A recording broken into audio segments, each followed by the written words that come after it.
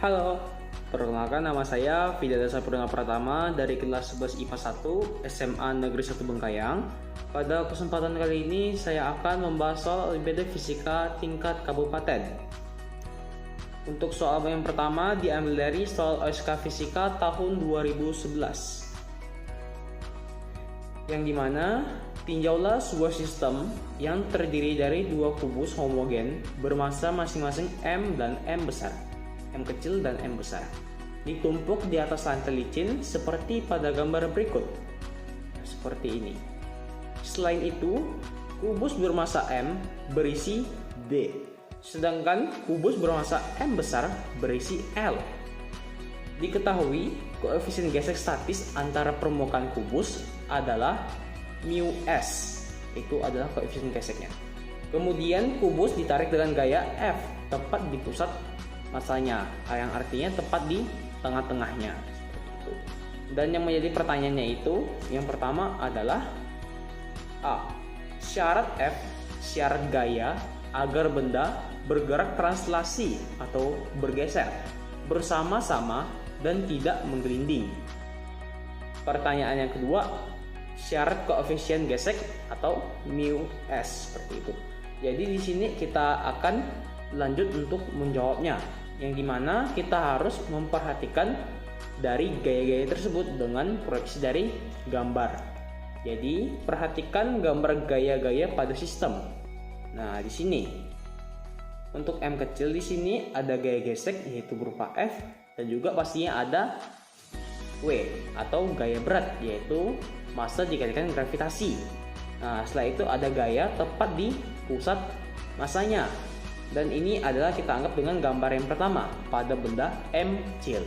Dan gambar yang kedua seperti ini, M kecil juga, yang dimana juga sama seperti tadi, ada gaya yang mendorongnya, yang dimana tepat berada di pusat massanya. Dan juga pastinya ada gaya normal di sini, dan juga berisi D seperti itu. Yang artinya yang berisi D, setiap sisinya itu adalah D. Karena untuk rumus volume dari kubus itu adalah D kali D kali D atau S pangkat 3. D pangkat 3 juga sama. Maka di sini kita anggap dengan D seperti itu. Dan juga di sini ada G gesek. Dan ini kita anggap gambar yang kedua atau tinjau benda yang kedua. Yang dimana bendanya ini sama, cuman yang ditinjaunya itu yang berbeda. Seperti itu. Setelah itu kita lanjut untuk menjawab yang pertanyaan A, yang dimana untuk syarat gaya atau F agar benda bergerak translasi bersama-sama dan tidak menggelinding, maka benda M bertumbuk di lantai yang licin sehingga diberikannya nilai gaya F. F itu adalah gaya juga tapi gaya yang mendorong pada benda M kecil. Maka kedua bergerak bersamaan. Jadi kita harus perhatikan gambar setelah kita dapat keterangan yang tadi, yang dimana pada gambar tadi dapat kita lihat gaya itu kurang dari gaya geseknya. Nah, gaya geseknya itu kurang dari mu S dikalikan massa dikalikan gravitasi, atau di sini juga diubah juga, yang dimana F ini sama dengan gaya geseknya, yang dimana artiannya itu kurang dari itu. Tapi F-nya ini kita ubah menjadi mu S dikalikan M dikalikan gravitasi atau mu S dikalikan gaya normalnya. Dan di sini kita jadikan satu persamaan. Nah, setelah itu pada persamaan pertama benda M besar tidak akan menggelinding. Kenapa? Dikarenakan bertumpu pada lantai licin. Nah, seperti itu. Kemungkinannya hanya benda M yang menggelinding. Jadi pada benda M kecil saja yang menggelinding, untuk M besarnya tidak. Setelah itu, saat benda M akan menggelinding, maka gaya normal akan bergeser ke ujung ke sebelah kiri. Dan kita bisa lihat pada gambar yang tadi, yang dimana untuk syarat bendanya, yaitu benda M tidak menggelinding adalah sigma torsi kurang dari 0. Yang dimana kurang dari ini anggapannya itu adalah sama dengan, tidak jauh berbeda nilainya, tetapi kita anggap sesuai dengan textbooknya atau teks dari soalnya, yang dimana kurang dari 0 seperti itu. Nah, di sini kita ubah dulu sigma torsinya apa. Sigma torsi itu apa? Gaya-gaya yang bekerja.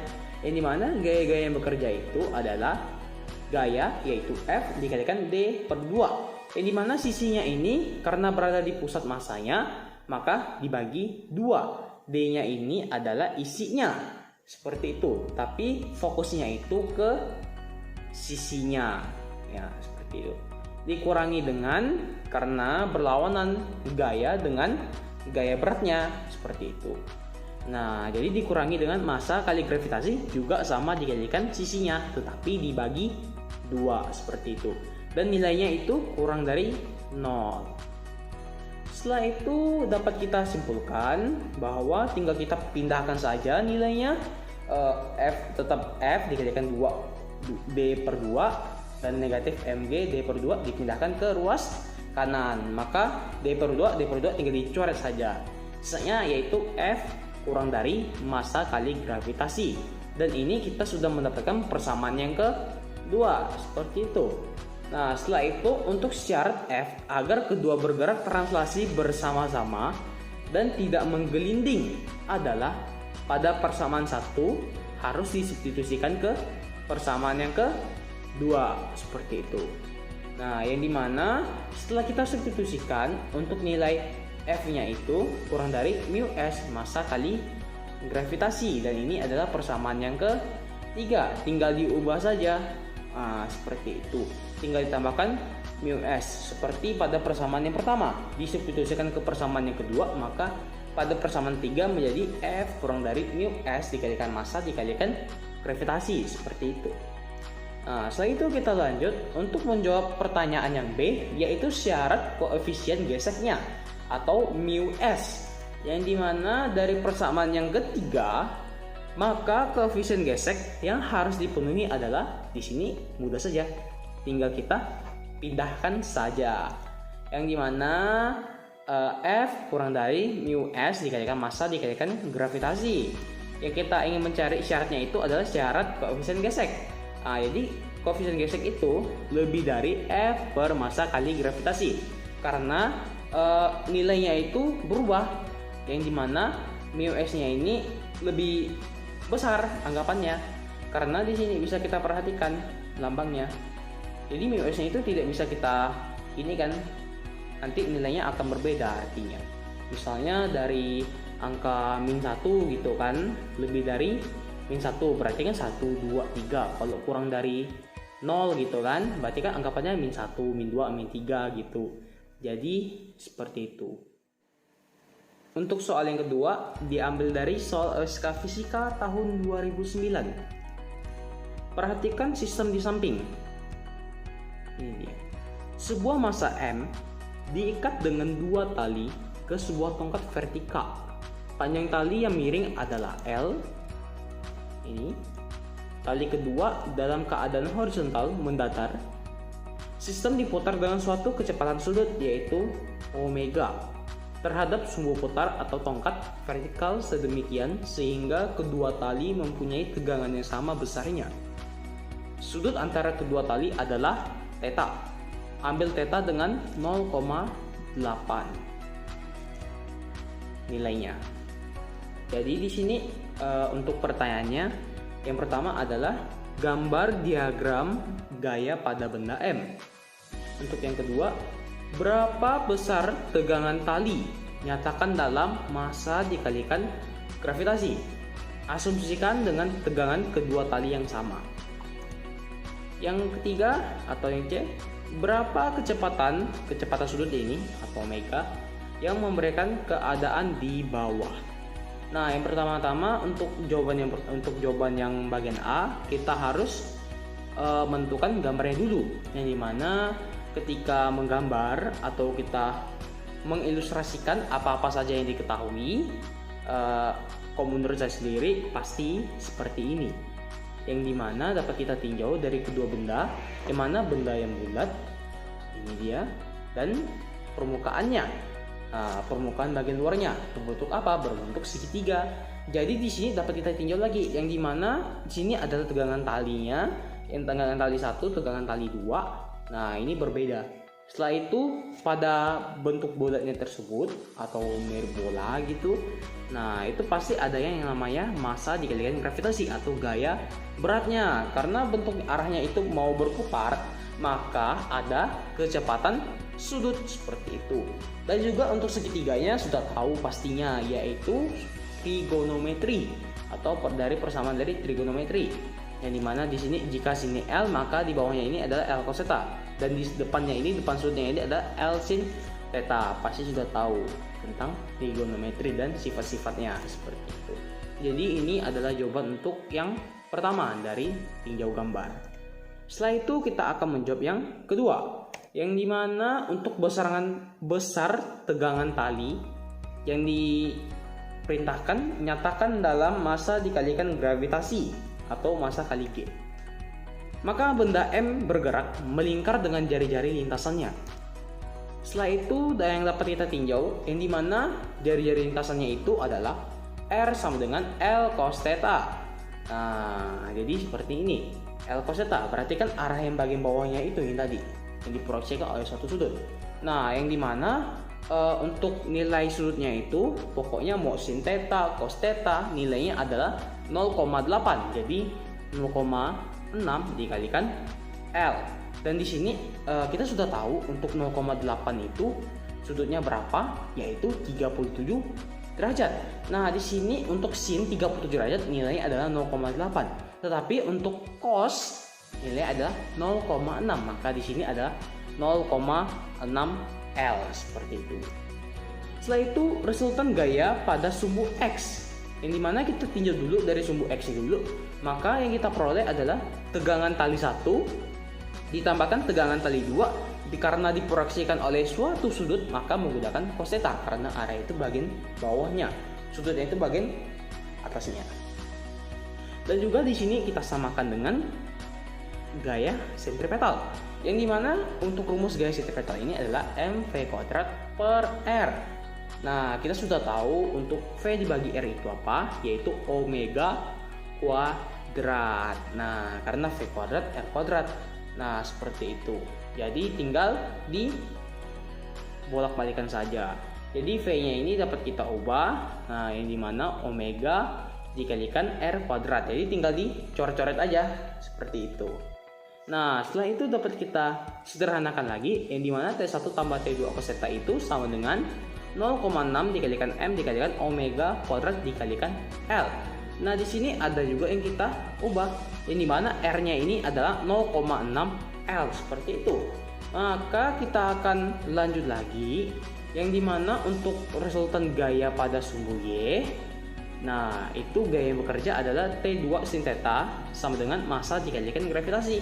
Karena kita tinjau benda yang tadi, yang dimana kita peroleh dari untuk arah sumbu vertikalnya itu, yaitu T2 sin theta sama dengan massa kali gravitasi. Massa kali gravitasi arahnya kan ke bawah, berarti kan termasuk vertikal, atau arahnya ke bawah atau ke atas. Jadi itu sumbu Y. Dan T2 sin theta-nya yang awalnya T2 sin theta gini.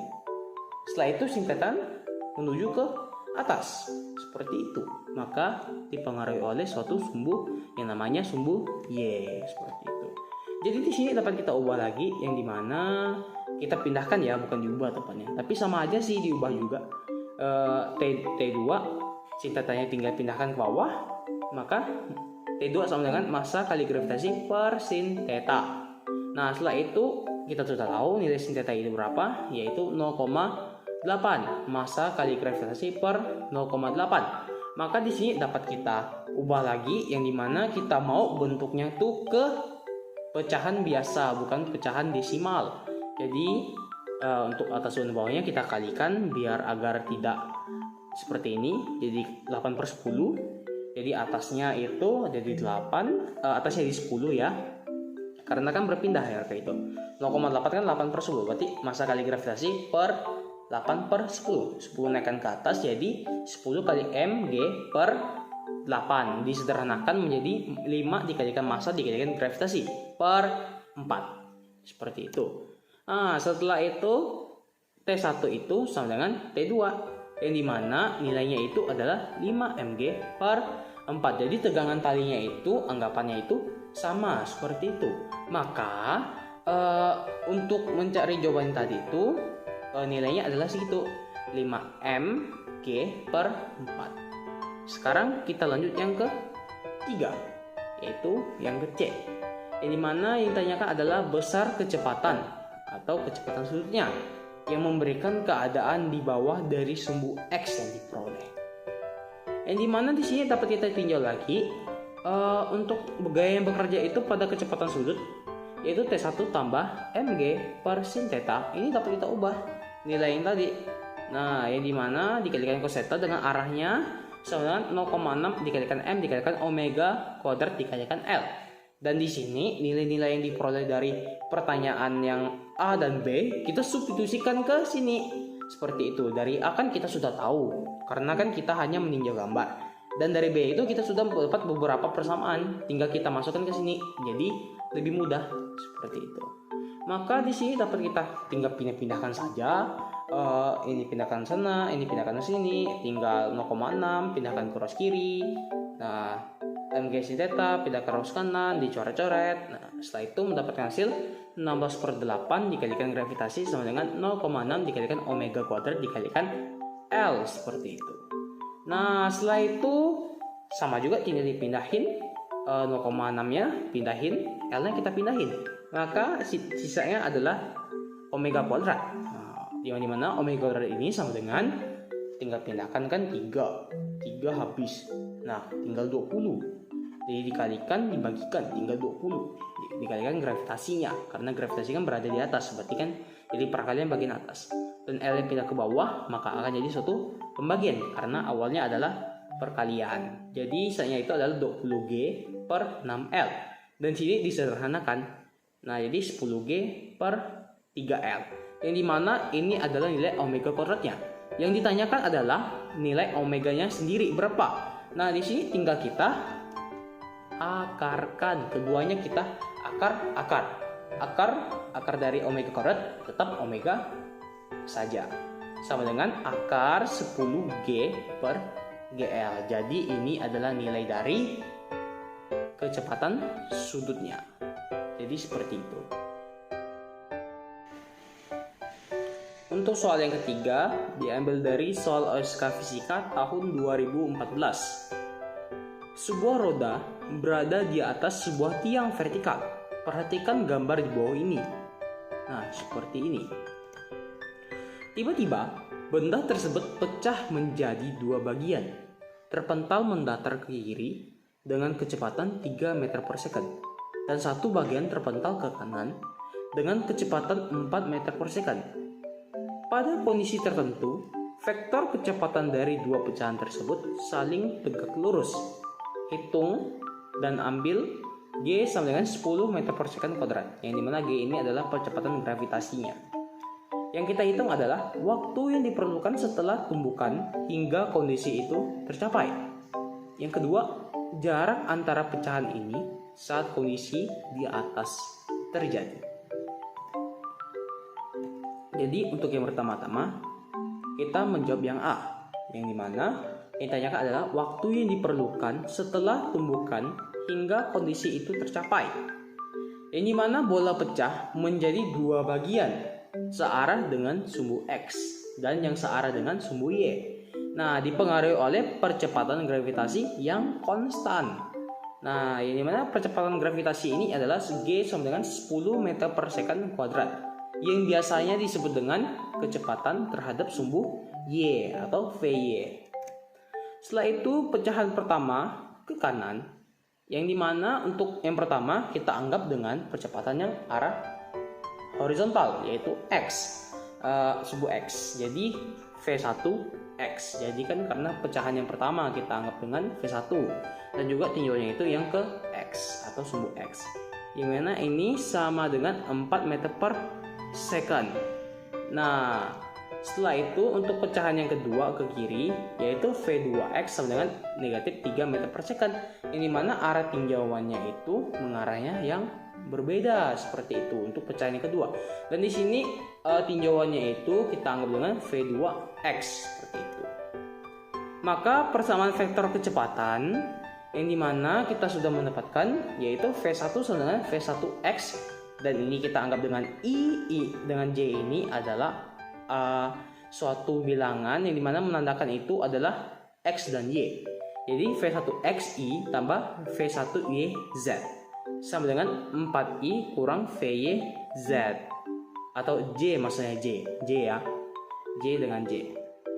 Dan untuk yang kedua, kecepatan kedua, V2 sama dengan V2XI tambah V2YJ sama dengan min 3I kurang VYJ. Seperti itu. Jadi kita sudah mendapatkan dua persamaan, yang mana persamaan untuk V1 dan V2, kecepatan pertama dan kecepatan yang kedua. Nah, setelah itu pada saat kondisi tersebut saling tegak lurus, maka hasil kali perkalian kecepatan kedua benda sama dengan 0. Ini mana V1 dan dikalikan V2 itu sama dengan 0. Nah, V1-nya berapa? V1-nya adalah 4I dikurangi VYJ dikalikan negatif GI dikurangi VYJ, seperti itu. Ini mana V1 dikalikan V2 sama dengan 0. Nah, di sini nih negatif 12, yang dimana sudah kita pindah-pindahin, sudah kita tambahkan, kurangi, dan kita kalikan. Karena kan ini kan kali masukkan ke dalam 4I kalikan negatif 3I, 4I kalikan VYJ, negatif VYJ kalikan negatif 3I, negatif VYJ dikalikan negatif VYJ, seperti itu. Maka nilainya adalah negatif 12 tambah VY kuadrat. Dan I dengan J nya itu hilang karena X dengan Y nya itu sudah habis. Nah, seperti itu, karena kan pasti ada pengurangan di situ. Jadi dapat kita sederhanakan lagi, yang dimana VY itu sama dengan akar 12, yang dimana tinggal VY kan min 12 ya, tinggal dipindahkan karena nilainya adalah 0, maka V itu sama dengan akar 12 karena kan kuadrat, tinggal di akar dua-duanya, maka bisa mendapatkan suatu nilai V nya seperti itu. Yang dimana akar 12 itu adalah akar 4 dikalikan akar 3, maka akar 4 itu adalah 2, jadi 2 akar 3 meter per second, jadi seperti itu. Nah, maka waktu yang dibutuhkan kedua pecahan bergantung dengan percepatan gravitasi bumi, yaitu G sama dengan 10 meter per second kuadrat. Maka T sama dengan VY per G sama dengan VY nya berapa? 2 akar 3 dibagi 10. Maka sama dengan, disederhanakan aja dua-duanya, yang dimana dapat 1/5 akar 3, yang dimana dibagi 2, bagi 2 1, 10 bagi 2 5. Nah, akar 3 nya nggak perlu karena kan sudah tergabung dengan 2 akar 3 nya, seperti itu. Nah, setelah itu kita akan menjawab yang B, di mana pertanyaan yang B adalah jarak antara pecahan ini saat kondisi di atas terjadi. Maka jarak horizontal yang ditempuh kedua bagian bola saat vektor saling tegak lurus adalah delta X sama dengan V1X dikurangi V2X dikalikan T.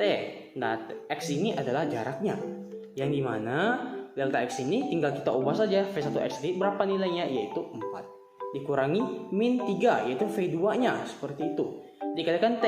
T nya sudah kita dapat, yaitu 1/5 akar 3, seperti itu. Nah, delta X ini sama dengan 7/5 akar 3, jadi kan 4 dikurangi 3, jadi kan positif, sehingga 7 dikalikan 1, 7/5, karena kan 1/5. Nah, dikali akar 3, dan ini adalah delta X nya, atau jarak antara pecahan ini saat kondisi di atas terjadi, seperti itu. Jadi adalah 7/5 akar 3 meter, seperti itu. Jadi sekian dari pembahasan soal Olimpiade. Akhir kata saya ucapkan terima kasih. Selamat belajar.